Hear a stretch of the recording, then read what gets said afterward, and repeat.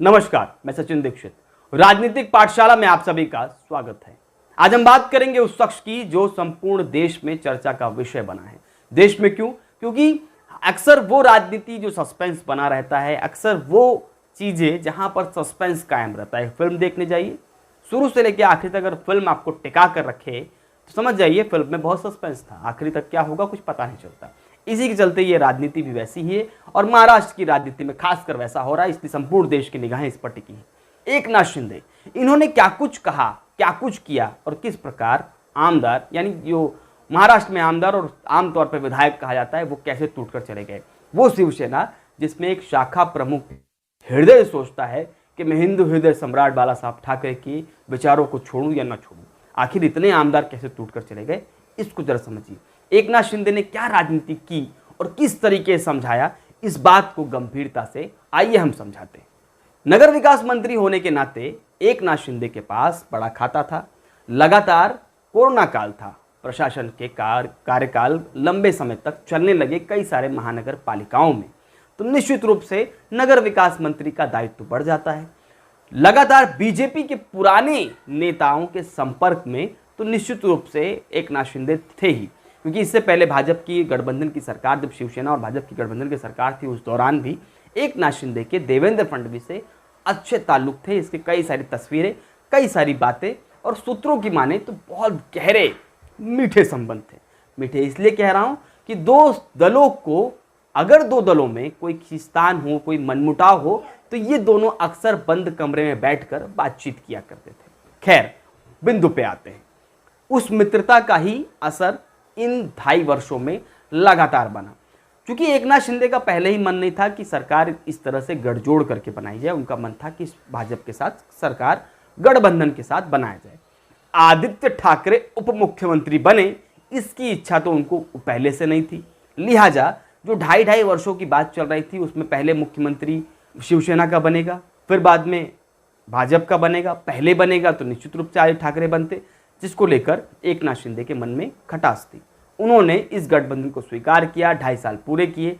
अब जो 2.5 साल इन्होंने पूरे किए, निश्चित रूप से जब उनका मन नहीं था इस तरह के गठबंधन को लेकर, तो समझौता उन्होंने सिर्फ इसलिए कर लिया क्योंकि उस दौरान जो हालात थे राजनीतिक दृष्टिकोण से, उस समय आदित्य ठाकरे मुख्यमंत्री नहीं बनते और बनते कौन? उद्धव ठाकरे। लिहाजा उन्होंने बात को स्वीकार कर लिया और बात आगे बढ़ गई, सरकार बन गई। लेकिन इस बीच में उन्होंने अपनी 2.5 साल पूरे होते ही अपनी राजनीति कर दी। प्रशासन बैठा हुआ था कोरोना काल के दौरान कई सारे महानगर पालिका में, और उस समय एकनाथ शिंदे के पास बहुत सारे काम कराने और बहुत सारे काम को अंजाम देने के लिए उनके पास आमदार आने जाने लगे। क्योंकि आमदारों के साथ उनके संबंध इसलिए भी मधुर थे क्योंकि आमदारों को आमतौर पर कोई समस्या हुआ करती थी तो उसके लिए कोई आम व्यक्ति मंत्री के रूप में मुलाकात करता था, तो वो थे आमदार एकनाथ शिंदे, जो मंत्री बन चुके थे। तो आम लोगों की तरह मुलाकात करना आमदारों से इन्होंने शुरू कर दिया। मुलाकात इस कदर होना शुरू हो गई कि आमदारों और एकनाथ शिंदे मंत्री के बीच में संबंध बनने शुरू हुए, बड़े मधुर होते चले गए, बड़े मित्रवत होते चले गए। और मित्रवत कहें कि इन्हें नेता मानना शुरू कर दिया। और नेता मानते मानते, चूंकि नगर विकास मंत्री एक ऐसा खाता है जिसमें कई सारे मलाई खाने को मिलती है, कई सारे लाभ भी होते हैं, लाभ इनका होना शुरू हुआ। लाभ के छींटे आमदारों तक भी पहुंचना शुरू हो गए। आरोप यह भी लगता है कि वसूली के कामकाज में भी बहुत तेजी से काम चलने लगा। वसई विरार में भी इसके हालात देखे गए और आरोप लगते रहे। हालांकि सत्ता किसी के सामने आ नहीं पाई, लेकिन आरोप लगे। खैर, आरोप लगने के बाद भी इन्होंने इसको दरकिनार किया और अपनी राजनीति शुरू की। इधर भारतीय जनता पार्टी ने ईडी का शिकंजा कसना शुरू किया, केंद्रीय एजेंसियों का प्रयोग करना शुरू किया। इन्होंने आमदारों से बातचीत करते वक्त ये बात बताई कि भविष्य आपका कहां है। उस कांग्रेस के साथ में जिसे बाला साहब ठाकरे ने स्वयं कई शब्दों से नवाजा था, अब शब्दों से कहें तो कम नहीं होगा, उसे या राष्ट्रवादी कांग्रेस पार्टी को, जो कभी बाला साहब ठाकरे की हुई नहीं। उसमें शरद पवार मुख्य रूप से है। हालांकि शरद पवार की राजनीति संपूर्ण महाराष्ट्र ही देश मानता है, उनके अनुभव को देश मानता है। हालांकि राजनीति में सत्ता बहुत मुख्य होती है। खैर, बात करते हैं उसी पर। ईडी का शिकंजा, धन का प्रयोग और कहीं ना कहीं दोनों को मिक्स कर दें तो एकनाथ शिंदे मन में भी उतर चुके नेता के रूप में, मन में भी उतर चुके थे नेता के रूप में किसके, आमदारों के। ये सिलसिला चलता रहा और ये अंजाम और आगे बढ़ा तब जब ईडी की कार्रवाई प्रताप सरनाईक पे हो गई। जब प्रताप सरनाईक पे ईडी की कार्रवाई हो गई तो आपको वो पत्र याद होगा, जब ईडी की कार्रवाई के दरमियान उस पत्र में साफ तौर पर इन्होंने कहा था कि गठबंधन कर ले। इससे पहली वाली खबर में मैंने आपको बताया भी था। खैर, बिंदु पे आते हैं। जब ये सारी चीज चलने लगी तो आमदारों से उन्होंने साफ तौर पे कहा कि हिंदुत्व को बचाना है और हिंदुत्व के नाम पर हम बाला साहब ठाकरे का जिक्र करेंगे। ये नेतृत्व में अगर ये मानते हैं हमारी सारी बातें, देखिए शुरुआत उन्होंने वैसे ही की। उन्होंने बिंदु रखे कि राष्ट्रवादी कांग्रेस के साथ गठबंधन तोड़िए, भाजपा के साथ आइए, भाजपा के साथ आएंगे तो भविष्य होगा। इस बात को उन्होंने तार्किक रूप से रखा, जिसे मुख्यमंत्री उद्धव ठाकरे इसलिए नहीं मानते, वो जानते थे कि ये बात नहीं मानेंगे। क्यों? क्योंकि उद्धव ठाकरे जिद्दी किस्म के व्यक्ति हैं। जिद्दी के साथ साथ तो शब्द के बहुत पक्के हैं। उन्होंने अपनी बातें, अपने शब्द राष्ट्रवादी और कांग्रेस को दे दी थी, लिहाजा वो कैसे छोड़ते उस बातों को जो उन्होंने दे दिया था। खैर, बात आगे बढ़ी। अब बात कहां तक पहुंच गई वो आप समझ चुके।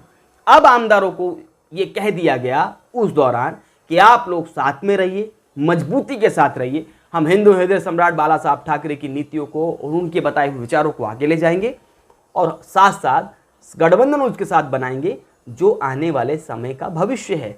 2024 का चुनाव है। 2024 के चुनाव के चलते भी भारतीय जनता पार्टी की लहर है, हिंदुत्ववादी प्रचंड पूरे देश में। अगर कोई दल झंडा लेकर चल रहा है प्रचंडता के साथ तो भारतीय जनता पार्टी है। लिहाजा वे खासदार जो 2024 में अपना भविष्य ढूंढ रहे हैं वो भी अब इनके साथ चल दिए।